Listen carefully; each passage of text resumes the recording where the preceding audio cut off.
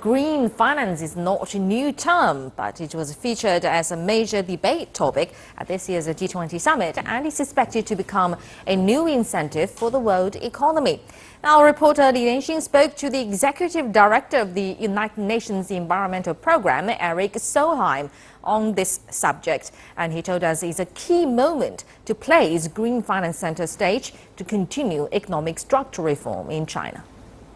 As the head of the UN Environmental Programme, what's your own interpretation of green finance? I'm of course incredibly excited today because you're right, the green finance is not new. But what is really new is that it put front and center by President Xi at the global agenda in the Hangzhou meetings. It's of course about financing green transformation of society to make the agriculture and fisheries green. Simply all the transformation we all know that we need to do to make a much greener society. China has made green finance as part of its national policy. It's intended to lead a new round of green development and stimulate the economic structural reform. Is this the right time for this? Obviously, if we cannot get the big money in the world in the right direction, we will come nowhere. So we need to green the banks, insurance companies and all those who sit on the main money, make sure that goes to solar rather than to coal.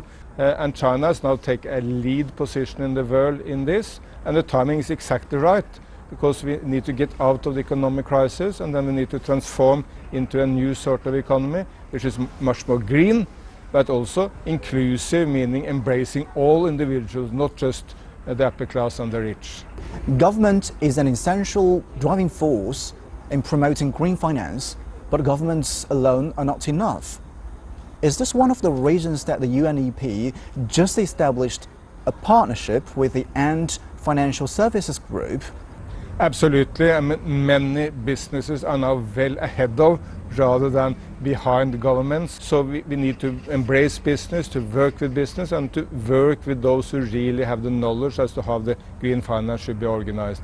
That's why it was so exciting to make an agreement with Ant's financial system.